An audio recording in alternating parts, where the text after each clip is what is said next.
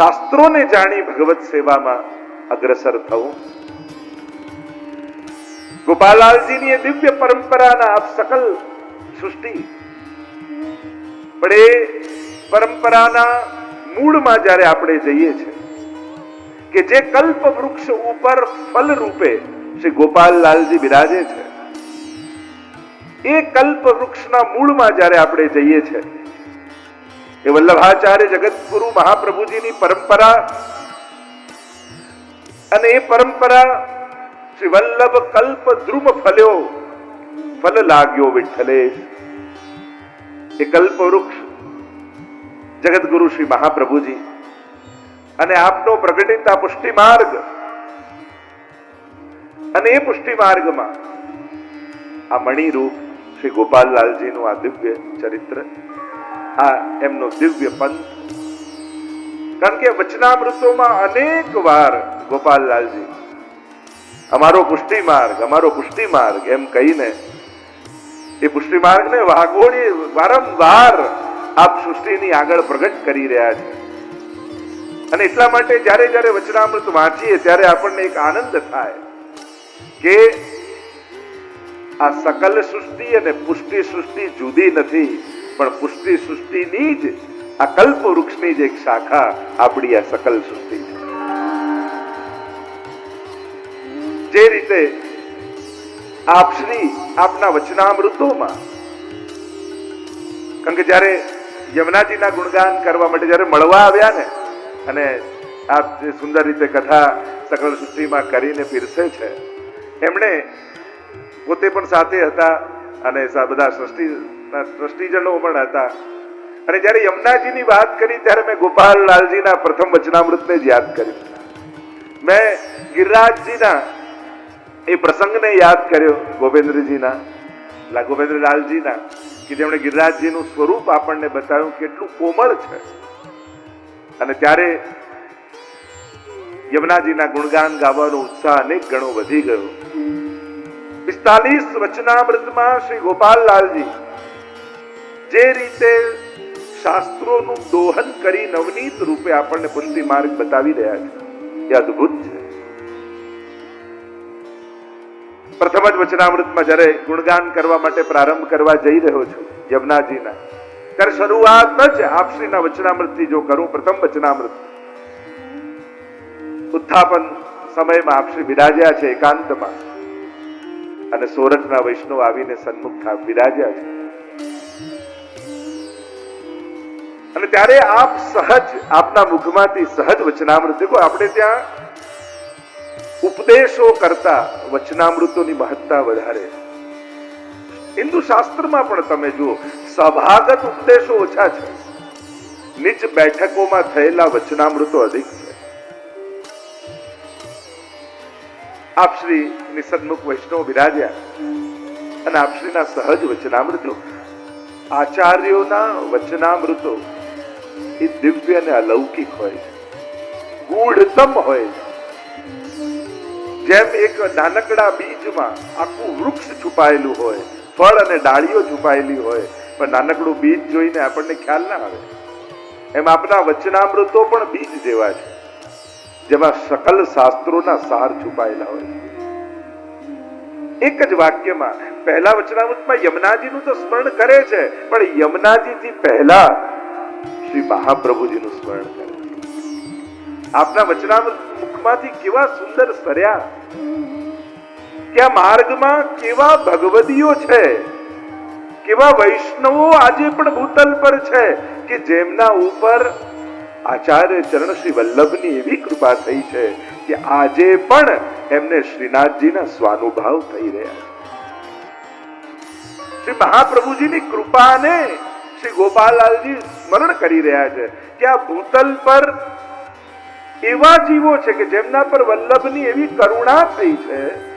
કારણ કે અદેય દાન દક્ષ મહોદાર ચરિત્રવાન શ્રી મહાપ્રભુજી કેવા છે. જો ગોપાલલાલજીને સમજતા પહેલા મહાપ્રભુજીને ગુસાઈજીને જાણવા પડે કે આ કયા વૃક્ષ ઉપર આ ફળ ઉગ્યું છે. જો ગોપાલલાલજીના સ્વરૂપની જો હું વ્યાખ્યા ટૂંકમાં કરું તો એટલું જ કહી શકાય કે જેમાં મહાપ્રભુજીની વિદવત્તા હોય, શ્રી ગુસાઈજીની કરુણા હોય, ગોકુલનાથજીનો પ્રતાપ હોય અને હરિરાયજીની કરુણા, જો આ બધા જ એક સ્વરૂપમાં સમાયેલા હોય તો એ આપણા ગોપાલલાલજીનું સ્વરૂપ છે. જ્યાં મહાપ્રભુજીની વિદવત્તા, વાક પતે, જે સરસ્વતીના પતિ છે, આપના એક એક વચનામૃતોમાં જ્યારે ઉપનિષદોના જે મહાવાક્યો નીકળે છે ત્યારે એમ લાગે કે મહાપ્રભુજીનું એ વાક પતે પણ આપના હૃદયમાં બિરાજે, આપના મસ્તકમાં, બુદ્ધિમાં બિરાજમાન છે. કારણ કે વિભૂતેશ્વરાય નમઃ મહાપ્રભુજીનું નામ છે ને, બુદ્ધિમાનોના પણ ઈશ્વર. શ્રી ગુસાઈજીની કૃપાલુતા, કરુણા. એટલે તો જયારે ગુસાઈજીની જય બોલીએ ત્યારે ગુસાઈજી પરમ દયાળ કી જય, પરમ દયાલુતા.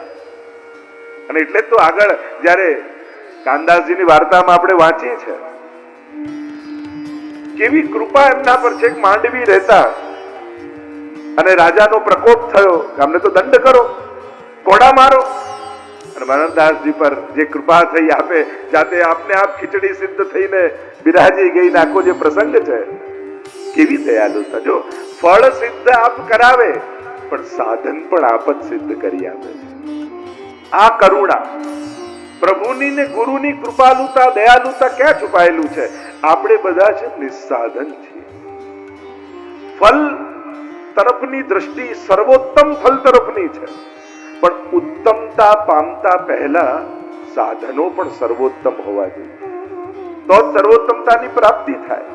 સાધન જો હીન હોય તો ઉત્તમ ફલની પ્રાપ્તિ થઈ શકતી નથી. તો હવે આપણા જેવા નિસાધન જનો ઉત્તમ સાધનો લાવે ક્યાંથી? તો કે આપણા ગુરુદેવ એટલા કૃપાળુ છે ને કે પોતે જ સાધન બની અને પોતે જ ફલની પ્રાપ્તિ કરાવે. આપણી પાત્રતા પણ પોતે જ સિદ્ધ કરાવે છે અને પોતે જ પ્રસાદ રૂપે પ્રાપ્ત થાય છે. આ ગોપાલલાલજીની કૃપાલુતા. અને કઈ રીતે કાનદાસ પર કૃપા શ્રી ગોપાલલાલજીની થઈ, કઈ રીતે એમને અનુકૂળતા બધી જ સિદ્ધ કરી આપી. અને સ્મૃતિ માત્રાર્થી નાશ. આપણા એક એક ચરિત્રને જોઈએ ને તો મહાપ્રભુજીના એક એક સર્વોત્તમ સ્તોત્રના નામો આપણને યાદ આવે. એમ લાગે કે આ નામો જે મહાપ્રભુજી માટે ગુસાઈજી રચ્યા છે એ આપના વંશજોમાં પણ ચરિતાર્થ થઈ રહ્યા છે, ગોપાલલાલજીમાં પણ ચરિતાર્થ થઈ રહ્યા છે. અને સરખાવી શકાય છે. જાણકાર છે એક એક પ્રસંગોને જુએ તો સર્વોત્તમના એક એક નામ તમને પ્રગટ થતા દેખાય, જેનું અધ્યયન છે. અને આપે આજ્ઞા કરી કે આજે મહાપ્રભુજીની કૃપા એવા જીવો પર થઈ છે કે જેમને આજે પણ સ્વાનુભાવ થઈ રહ્યા છે. આ પુષ્ટિ માર્ગ એ વાયદાઓનો માર્ગ નથી, એ કલ્પનાઓનો માર્ગ નથી કે તમારા મર્યા પછી તમને આ લોક મળશે, તમારા ગુજરી ગયા પછી આમ પ્રાપ્તિ થશે. ઉદ્ધારના વાયદાઓ પુષ્ટિ માર્ગમાં નથી. અહીંયા તો પ્રગટ નયન રૂપ નયનન દિખાવે, પ્રગટ લીલા દિખાવે. અહીંયા તો આપણી જીદ તો એ છે કે મારે આજ આંખે ઠાકોરજીના દર્શન કરીને જવા છે, મારે તો આજ કાને એની વેણું સાંભળીને જવું છે, મારે તો આજ હાથે એને ગોદમાં લઈને મારા ખોળામાં બેસાડવો છે. અહીંયા ઉદ્ધારના વાયદા નથી. મર્યા પછી કોણ જોવા ગયું છે કે કોણ ક્યાં ગયું? યદગત્વાન નિવર્તન્તે તદ્ધામ પરમમ મમ. એટલે ઉદ્ધારના વાયદાઓ છે. આપણે તો આજ દેહથી ભગવદ લીલાનો અનુભવ કરીને જવું છે. અને આપણા આચાર્યોની એવી કૃપા છે. એટલે ગોપાલજી પોતાના પ્રથમ વચનામૃતમાં જ મહાપ્રભુજીની કૃપાને વૈષ્ણવી સૃષ્ટિ પર જ્યારે આ વાત આપે કરી, સામે બેસેલા બધા વૈષ્ણવના નેત્રો છલકાઈ ગયા કે હા, કેવી કૃપા મહાપ્રભુજીની આ સૃષ્ટિ પર થઈ છે કે આજે પણ જે મર્યાદા માર્ગના, અન્ય માર્ગના લોકો કે ઈશ્વર હોય તો દેખાય નહીં, એ અનુભવાય નહીં, એ સંભળાય નહીં, પ્રશ્નો કરે છે. અને એ જ પુષ્ટિ સૃષ્ટિ પર એવી કૃપા છે કે અહીંયા વૈષ્ણવના ઘરે બિરાજતા ઠાકોરજી માંગી માંગીને આરોગે, સાક્ષાત પોતાનો પ્રગટ અનુભવ કરાવે. આ કૃપા પુષ્ટિ માર્ગમાં